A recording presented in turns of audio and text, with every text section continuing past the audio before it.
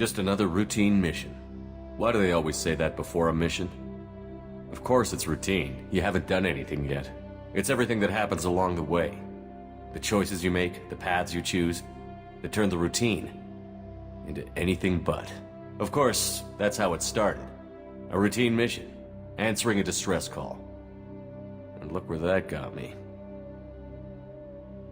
We were testing out the Normandy, Captain Anderson's new ship, when the distress call came in. An Alliance patrol on Eden Prime had been attacked. They'd seen something they couldn't explain. And whatever it was massive. I hit the ground with my lieutenant, Kaidan Alenko. A good kid, loyal, by the book, with a talent for biotics. We came across the lone survivor of the patrol, Gunnery Chief Ashley Williams. A soldier to the core. Tough, disciplined, ready to take on whatever came her way. Ashley joined up with us and took us to the spot where she lost her squad. That's when we saw it. The ship. Like nothing I'd ever seen. It was massive, scorching the colony and everything around it as it blasted away. We followed the path of destruction to an artifact, a beacon left by a long-dead race called the Protheans. The colony had dug it up, and whoever attacked them had tried to take it. Chief Williams made the mistake of getting too close. It hit her with some type of energy. I grabbed her and threw her out of the way. That's when it hit me. Hard. Every muscle in my body went rigid. I couldn't move, could barely breathe. Everything went black. And then I saw something. A vision. Dream. A nightmare. By the time I woke up, we were halfway to the Citadel on our way to meet the Council. I was expected to explain what I'd seen. Anderson came along. So did Adina, our political representative on the Citadel. With those two heavyweights, it seemed reasonable we could persuade the Council that the ship we'd seen was a potential threat, as was the individual behind the attacks. The main suspect for the Eden Prime massacre was a Turian Spectre named Saren. He'd been seen by one of the survivors from the colony at Eden Prime, and there was some evidence to suggest that the ship was connected to Saren. But even Adina's pointed accusations weren't enough to convince the Council. They just couldn't believe one of their chosen elite Spectres could be guilty of something like that. They needed proof, which meant I needed proof. Fortunately, I wasn't alone in my search. Garrus, another Turian, wanted to help. A top agent for Citadel Security. Despite orders from his superiors that he shouldn't get involved, he told me he was suspicious of Saren, and he had some useful leads. More importantly, he was willing to share them. That led me to Rex, the biggest, nastiest-looking Krogan bounty hunter I'd ever seen. He turned out to be more than just a brute. It was his intel that led to a fugitive with incriminating evidence on Saren. The fugitive turned out to be an energetic little Quarian named Tali. A tech expert with a knack for hacking, she'd procured some information on Saren. Evidence that proved Saren was dirty. Tali's evidence proved that Saren was responsible for the massacre on Eden Prime, and that the immense warship we'd spotted was in fact Saren's flagship. But it went much further. Saren was trying to find a way to bring back a race of sentient machines from dark space. Machines allegedly responsible for cleansing the galaxy of all organic life. These Reapers were blamed for wiping out all life 50,000 years ago, including the Protheans, then disappearing back through the mass relays to dark space, leaving no trace they'd ever been.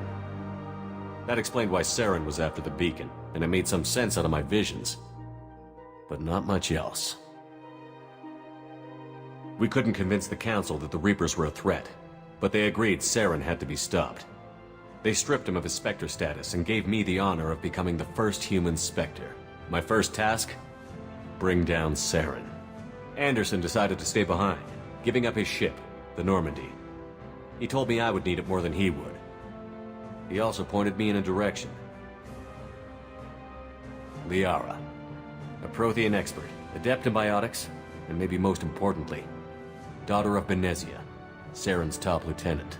And like most Asari, as beautiful as she is intelligent, and born with a unique ability to meld with other species. Liara was able to help me decipher some of the vision the beacon had given me. Nothing concrete, but it gave me some clues. And a new appreciation for the Asari. Her technique for accessing my vision was unexpected, but not at all unpleasant. Ashley was a little concerned about the connection I shared with Liara. As commander, I knew either relationship had the potential to interfere with the mission. I told Liara about how I felt. Apparently, she'd felt it too. But we agreed we wouldn't let it get in the way of our mission. Finding Saren. Thanks to Liara's help, we had our next lead. Benezia. Saren had taken her to Novaria, where he'd enslaved a dangerous race of insect-like creatures, the Rachni. He ordered Benezia to use the same technique Liara had used on me to extract information from the Rachni Queen. The Queen's drones were everywhere, and they weren't happy. We had to fight through hundreds of them to get to Benezia. By the time we arrived, Saren was gone. With the information. I tried to reason with Benezia, but Saren had indoctrinated her. He had somehow acquired the ability to control people's actions and wills. Benezia wouldn't surrender, and Liara was forced to watch her mother die in her arms. And I was left with an angry, dangerous Rachni Queen to deal with. She claimed her drones would do no harm if I released her. But the Rachni had terrorized the galaxy before. I couldn't do it.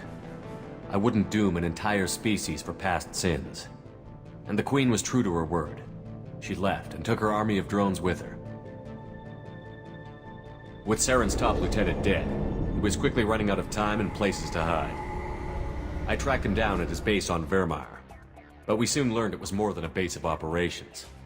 It was a breeding ground. Saren was breeding an army of Krogan. He'd found a cure for the genophage, a disease inflicted on the Krogan to prevent them from breeding and taking over the galaxy. But the Krogan Saren was breeding were slaves. Mindless beasts that obeyed Saren's will. I had to destroy the base, and all its research. Rex disagreed. Violently. Rex wanted the genophage cure for his people. I tried to convince him to help me destroy it, that these Krogan weren't real. But he wouldn't back down. Fortunately, Rex is smarter than he looks. He realized this wasn't the way to help his people, and that Saren was the real threat. When we finally got to the center of the base, I realized just how close Saren was to completing his plan. He was already in communication with the Reapers. Sovereign, Saren's flagship we'd all assumed was just a ship, was a Reaper. It spoke to me, threatened me. I could feel the menace it had for every living thing. It wanted me dead. It wanted us all dead. And I knew it was capable of doing just that. What I couldn't understand was why Saren would help it. But there was no time to think about it. Sovereign knew where we were. We had to destroy the base and get the hell out. I split up my team in 2 squads, sending Ash with one and Kaidan with the other as a distraction. We had a nuke, and we planned to use it. Before we could detonate the bomb, Saren showed up. We fought. I stalled him to make time for my team. And in talking to him, I realized the truth. It wasn't Saren who was indoctrinating everyone. It was Sovereign. The Reaper.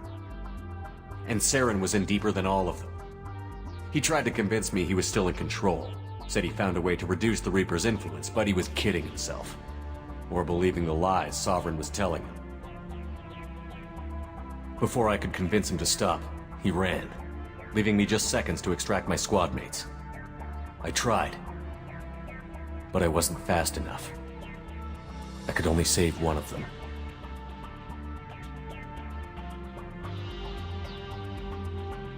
Kaidan was a good man, and a great soldier. But I had to choose, and I chose Ash. That was the last time Saren would slip away from me. I knew then, the next time we met, one of us would die. With my team mostly intact, we chased Saren and his army to Ilos, a long-lost planet that had once belonged to the Protheans. As we prepared for what we knew would be a desperate fight, I spoke to my crew. We were just one ship, against Saren's growing army. I assured them all that despite the odds, we could defeat him. Liara saw through my words. She knew I was hurting after Kaidan's death. She could sense my doubts. We both knew this mission could be our last. Until that moment, we'd put our feelings aside for the sake of that mission. But why wait? We gave in to each other, and it was perfect. While it lasted. We arrived on Ilos, close behind Saren. Once on the planet, we discovered a Prothean databank that helped me put the final pieces of my vision together. The Reapers had come 50,000 years ago, and every 50,000 years before that, each time purging the galaxy of life. The Protheans had fought and died, like every species before them. But a few survived long enough to leave a parting gift. The Protheans had discovered that the Citadel was the key to controlling the mass relays. By sabotaging the Citadel, they found a way to close the relays to dark space, slowing the Reapers' return, giving us the time we needed to find a solution to stop the Reapers once and for all. Saren knew this. He was leading his army to take control of the Citadel and re-establish the relays to dark space, bringing the waiting Reapers here to destroy us all. We followed him to the Citadel. It was intact, but heavily damaged. He had caught the Council fleets by surprise, and they were only now regrouping. And with Sovereign as his flagship, there was little hope the fleets could counterattack with enough strength to take back the Citadel. But Saren was done running, and I was done chasing him. As the Alliance and Citadel fleets battled Saren's army outside, I cornered the Turian bastard in the Citadel tower and confronted him. He died believing that the Reapers would save him. As I fought to regain control of the Citadel, the Council's flagship, the Destiny Ascension, fell under attack. Despite Saren's death, Sovereign and Saren's army continued to fight. The Council was aboard the Destiny Ascension, and they were requesting assistance. But I knew in order to help them, I would have to put our Human Alliance fleet in jeopardy. The Council had to be saved. They represented the hearts and minds of the galactic community. Without them, the fleets would be in disarray.